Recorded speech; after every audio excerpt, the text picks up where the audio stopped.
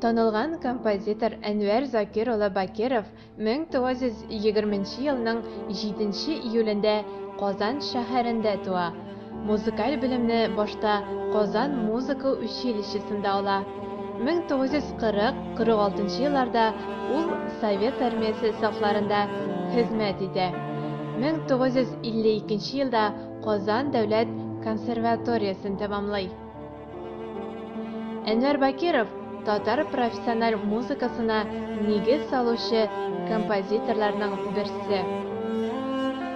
Ул үз гомеренең 50дән артыграк елын музыка сәнгатенә багышлый. Композиторның иҗаты жанр байлыгы белән аерылып тора. Ул 2 балет, музыкаль комедиялар, Тукай операсы, симфоник хор әсәрләре, камера инструменталь музыкасы һәм 200дән артыграк җыр авторы. Аның Тальян моңы музыкаль комедиясе, виолончель өчен сонатина һәм иртәнге серенада, әйткән идең, әй кызлар һәм башка моңлы җырлары халыкка киң таныла. Әнвәр Бакиров иҗатына лаеклы бәя бирелә. Аның Су анасы балеты 1973 елда Татарстанның Габдулла Тукай исемендәге дәүләт премиясына лаек була. Татар музыка сәнгатен үстерүгә керткән хезмәтләре өчен Әнвәр Бакировка ТССРның, РСФСРның атказанган сәнгать эшлеклесе, Татарстан Республикасының халык артисты дигән мактаулы исемнәр бирелә.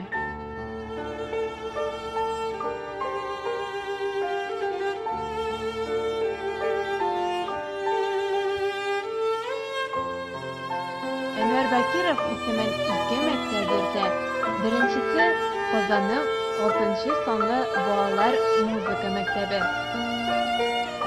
Икенчесе Әнвәр Бакиров исемендәге 1 санлы балалар музыка мәктәбе. 1958 елның 23 маенда Алабугада татар композиторы Россия Федерациясенең һәм Татарстан Республикасының атказанган сәнгать эшлеклесе Әнвәр Бакиров тарафыннан 7 еллык музыка мәктәбе ачыла. 1998 елда мәктәпкә аның исеме бирелә.